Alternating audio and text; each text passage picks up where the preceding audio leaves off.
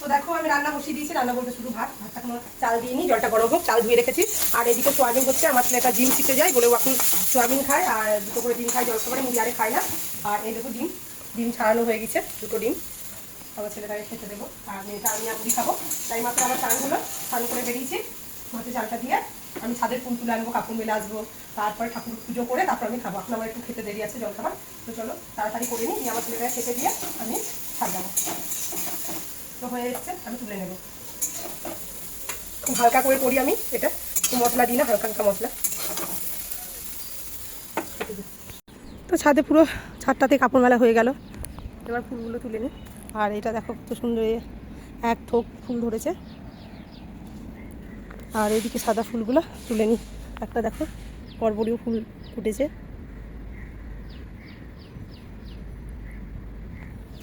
চলো তুলে নিই, শিবকে দেবো।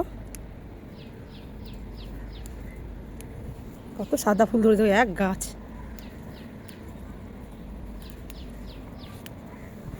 তো ওই দিকটায় দেখি গা কী ফুল ফুটেছে, চলো। এই দিকটায় তো শুধু সাদাই পেলাম, এই দেখো। তো চলো ওই দিকটায় দেখি গা কী ফুল ফুটেছে। এই দিকটাতে জবা পেয়ে গেলাম, দেখো জবা ফুটেছে। এই দেখো লাল জবা ফুটেছে, এই দেখো পঞ্চমুখী জবা ফুটেছে।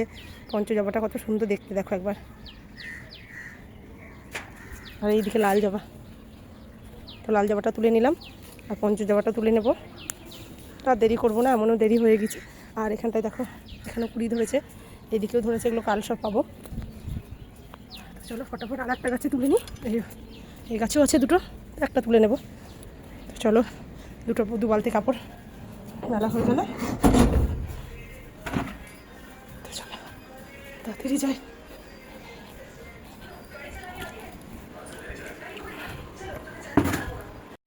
তো দেখো এইমাত্র আমি খেতে বললাম, আর ছেলে মেয়ের খাওয়া হয়ে গেছে। আমাদের দাদাকে একটু দেরি হবে ফোন করেছিলাম, কাজে ব্যস্ত। তো আজকে বানিয়েছি ডাল আর নিম বেগুন আলু সেদ্ধ, আর বানিয়েছি চিকেন কষা। তো খেয়ে নিই, অনেকটা দেরি হয়ে গেছে, 2:30 বেজে গেছে। তো খাওয়া দাওয়া করে নিই, তারপরে আবার কথা হবে তোমাদের সঙ্গে।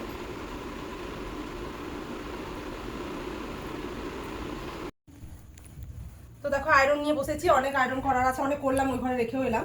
আর এই দেখো এগুলো করবো এখন, আলমারিতেও ভরা আছে, কিছু কিছু নিয়ে বের করবো। ওগুলো কাঁচা বলে রাখা আছে, যে যেদিন আয়রন করবো, নাহলে বাইরে রাখলে ওই ইঁদুরের ভয়, নয় টিকটিকির ভয় কেটে দেবে, তার জন্য এগুলো করে নিই। হয়ে গেছে, অনেকটাই করেছি। এটা নিয়ে 3টে শাড়ি করলাম, আমার দুটো ওই ঘরে রেখে এলাম, ওইগুলো হয়ে গেছে অনেকক্ষণ।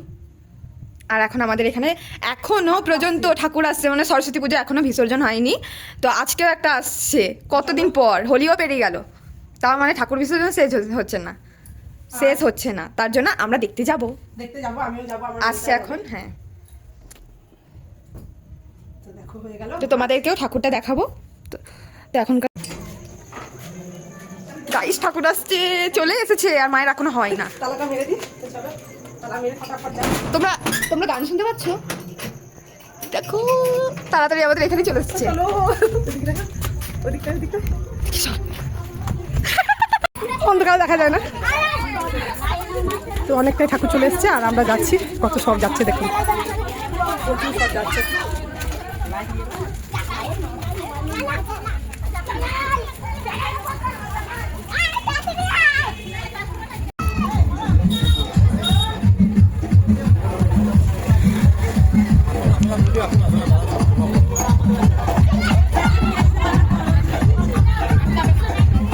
সবাই চলে এসেছি আমরা মোটামুটি। দেখো আমাদের ঠাকুর এখনো আছে বাকি, সরস্বতী ঠাকুর বিসর্জন করতে টাকা দিচ্ছে, হাই করে দিল।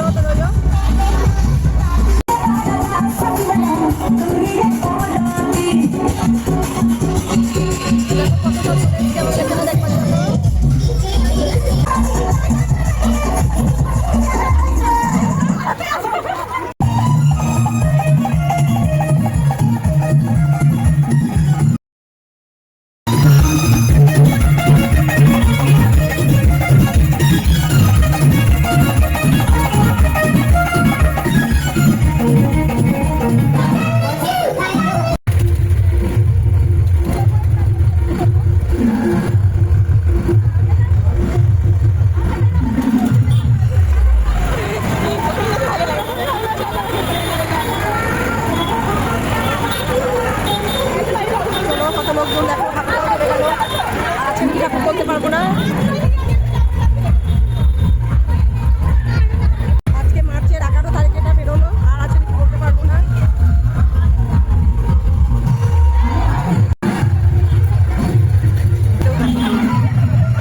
তো আমরা বাড়ি চলে এলাম, ওই মেয়েটা তালা খুললো।